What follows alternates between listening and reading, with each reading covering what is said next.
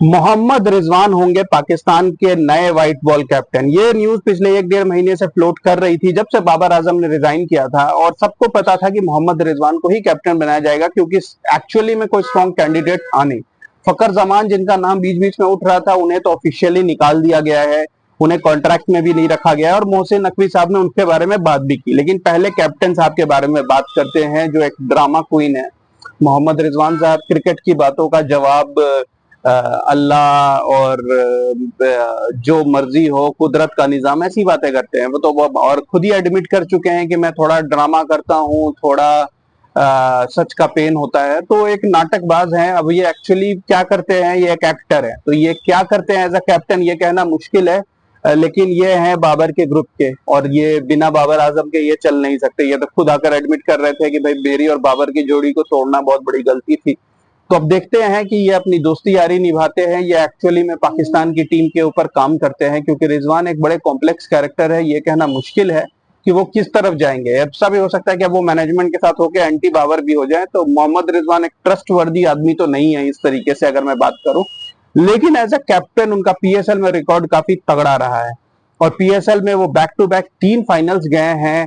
काफी यंगस्टर्स को वो बैक करते भी नजर आए हैं। तो कहा जा सकता है कि शायद एक नई जो टीम डेवलप हो रही है उसके लिए मोहम्मद रिजवान एक ठीक लीडर है। लेकिन वो पुराने प्लेयर्स को कैसे हैंडल करते हैं, बाबर और शाहीन को कैसे हैंडल करते हैं, नसीम शाह को कैसे हैंडल करते हैं, ये एक बहुत इंपॉर्टेंट एस्पेक्ट होगा।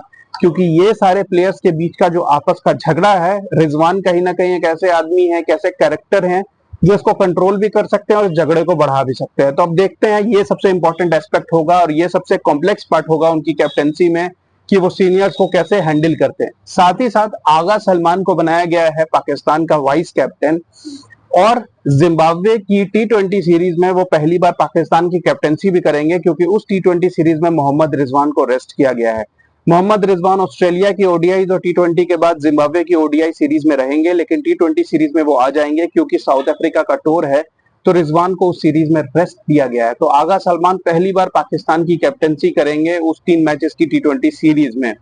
तो ये एक मेजर डेवलपमेंट है। आगा सलमान को उनकी टेस्ट परफॉर्मेंसेस की वजह से रिवॉर्ड दिया गया है, और मोहसिन नकवी साहब ने फकर जमान से रिलेटेड क्वेश्चंस को भी एड्रेस किया है। जैसा कि मैंने आपको बताया था कि फकर जमान ने जो ट्वीट किया था, उसके पहले कनेक्शन कैंप में जो उन्होंने बातें की थी, लेकिन मोहसिन नकवी साहब ने कुछ बातों को लेकर क्लैरिटी दी है, कुछ चीजें ग्रे शेड्स में रखी हैं। लेकिन जो बातें उन्होंने क्लियरली की है, पहले उसकी बात करते हैं। मोहसिन नकवी साहब ने ये क्लियरली कहा कि आप सिलेक्शन कमेटी के डिसीजंस को क्वेश्चन नहीं कर सकते।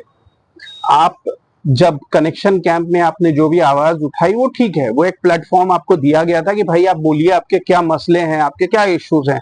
आपने अपने मसले बताए, आपने क्वेश्चंस उठाए कि एनओसी का प्रोसेस क्यों इतना कॉम्प्लिकेटेड है, सब चीजें कितनी कॉम्प्लिकेटेड क्यों है, व्हाटएवर। तो वो एक प्लेटफॉर्म था, वहां आपने बोला, वो ठीक है।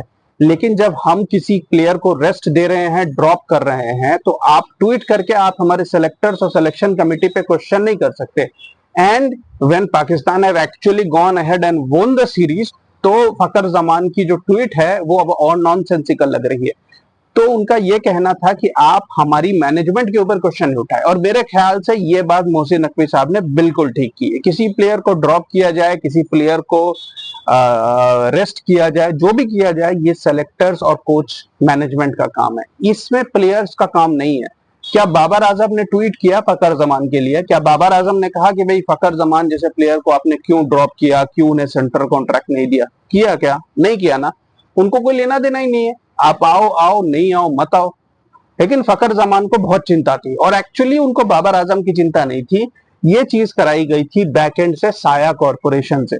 साया कॉरपोरेशन जो इन सारे प्लेयर्स को मैनेज करती है, इनका पीआर हैंडल करती है, साया कॉरपोरेशन ने फकर जमान को कन्विंस किया कि एक ऐसे प्लेयर की तरफ से ट्वीट जाए जो कि एक स्ट्रॉन्ग पोजीशन में है, तो असर पड़ेगा। और ये बात बैकफायर कर गई, और फकर जमान अपने सेंट्रल कॉन्ट्रैक्ट को खो बैठे हैं। तो ये बहुत बड़ा लॉस है पाकिस्तान के लिए, क्योंकि फकर जमान एक्चुअली में एक डेंजरस प्लेयर थे पाकिस्तान टीम में, और पाकिस्तान के टॉप 3-4 में वो एक ऐसे प्लेयर थे जो 20-25 ओवर में गेम बदल सकते थे, जैसा हमने वर्ल्ड कप में न्यूजीलैंड के खिलाफ दिखा था। वो एक ऐसे प्लेयर है, पाकिस्तान के इकलौते ऐसे प्लेयर है रादर, जो डबल सेंचुरी भी बना चुके हैं, और एक बार वो साउथ अफ्रीका में 193 भी बना चुके हैं। न्यूजीलैंड के खिलाफ होम में 180 भी बना चुके हैं। तो आप इमेजिन कीजिए कि वो बड़ी बड़ी इनिंग्स खेल सकते हैं, मैच चेंजिंग इनिंग्स। वही एक ऐसे प्लेयर हैं जो पाकिस्तान को 350 प्लस तक ले जा सकते हैं, और उस प्लेयर को अब ड्रॉप कर दिया गया है डिसिप्लिनरी रीजन से। और मोहसिन नकवी साहब ने यह भी कहा कि देखिए, tweet was one of the issues, वो तो एक डिसिप्लिन की बात थी, लेकिन साथ साथ फकर जमान फिटनेस टेस्ट भी फेल कर गए हैं। फकर जमान को बोला गया था कि फिटनेस के ऊपर काम करो, लेकिन फकर जमान फिटनेस टेस्ट भी फेल कर गए हैं। अब यहाँ सोचने वाली बात यह है कि नोमान अली को भी अभी कॉन्ट्रैक्ट दिया गया है सी कैटेगरी में, लिखा हुआ है सब्जेक्ट टू फिटनेस। तो फकर जमान को भी सी या डी या कोई भी कैटेगरी में डाल के ये लिखा जा सकता था सब्जेक्ट टू फिटनेस, लेकिन फकर जमान को वो अपॉर्चुनिटी नहीं दी गई। क्यों नहीं दी गई? ट्वीट की वजह से। तो ये सब चीजें आपस में मिली जुली हैं।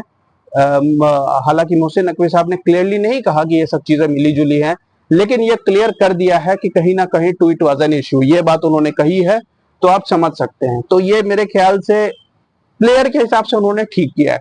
प्लेयर इंपॉर्टेंट है, नॉन इंपॉर्टेंट है, आप इस तरीके से क्वेश्चन नहीं कर सकते।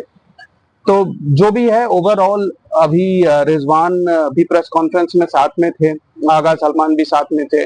तो अब ये जो कह सकते हो आपके रिजवान के लिए पहला असाइनमेंट थोड़ा टफ है, लेकिन अभी फिलहाल पाकिस्तान की जो स्टेट है और जो ऑस्ट्रेलिया ने अपनी T20 स्क्वाड अनाउंस की है, उसमें सारे मेन जो प्लेयर्स बॉर्डर गावस्कर ट्रॉफी में, उन सबको रेस्ट दिया गया है। तो एक अपॉर्चुनिटी है, अगर रिजवान वहां पर 1-2 मैच भी जीत जाते हैं, ऑस्ट्रेलिया में सीरीज जीत गया तो कोई बात ही नहीं है, 1-2 मैच भी जीत जाते हैं तो मेरे ख्याल से काफी खुश हो जाएंगे पाकिस्तान की मैनेजमेंट और लोग कि भाई ऑस्ट्रेलिया जाके हम कुछ मैच जीत गए। एंड आई वुड से कि ग्रेट अपॉर्चुनिटी है, क्योंकि ऑस्ट्रेलिया की T20 टीम तो बहुत ही वीक है।